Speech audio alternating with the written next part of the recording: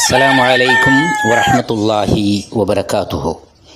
يوم الثلاثاء 13 من جماد الأولى عام 1447 الهجري. فوائد القراءة: القراءة توسع المدارك وتنمي الفكرة، فهي غذاء للعقل وروح للمعرفة. بالقراءة تكتسب الخبرات من الآخرين، وتتطور المهارات وتنضج الأفكار.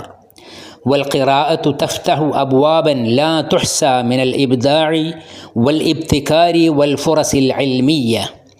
وقد حث الإسلام على العلم والقراءة، فكانت أول آية نزلت في القرآن الكريم: أعوذ بالله من الشيطان الرجيم، بسم الله الرحمن الرحيم، اقرأ باسم ربك الذي خلق.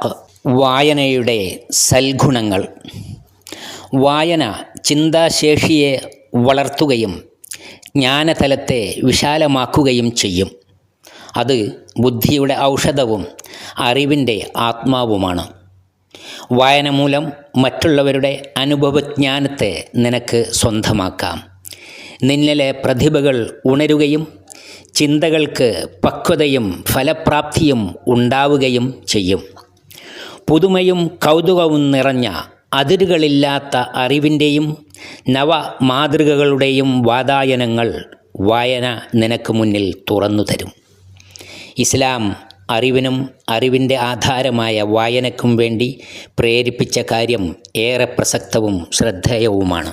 വിശുദ്ധ ഖുർആനിലെ ആദിവചനം: അഊദു ബില്ലാഹി മിനശ് ശൈത്വാനിർ റജീം, ബിസ്മില്ലാഹിർ റഹ്മാനിർ റഹീം, ഇഖ്റഅ ബിസ്മി റബ്ബിക്കല്ലദീ ഖലഖ്, ഖലഖൽ ഇൻസാന മിൻ അലഖ്, ഇഖ്റഅ വറബ്ബുക്കൽ അക്രം, അല്ലദീ അല്ലമ ബിൽ ഖലം, അല്ലമൽ ഇൻസാന മാ ലം യഅലം. സൃഷ്ടിച്ച നിൻ്റെ നാഥൻ്റെ നാമത്താലെ നീ വായിക്കുക എന്ന് തുടങ്ങി വായിക്കുക. പേന കൊണ്ട് പഠിപ്പിച്ച നിൻ്റെ രക്ഷിതാവ് അത്യുദാരനത്രേ. മനുഷ്യന് അറിയാത്തത് അവൻ പഠിപ്പിച്ചു കൊടുത്തു എന്നുവരെയുള്ള 5 വചനങ്ങൾ.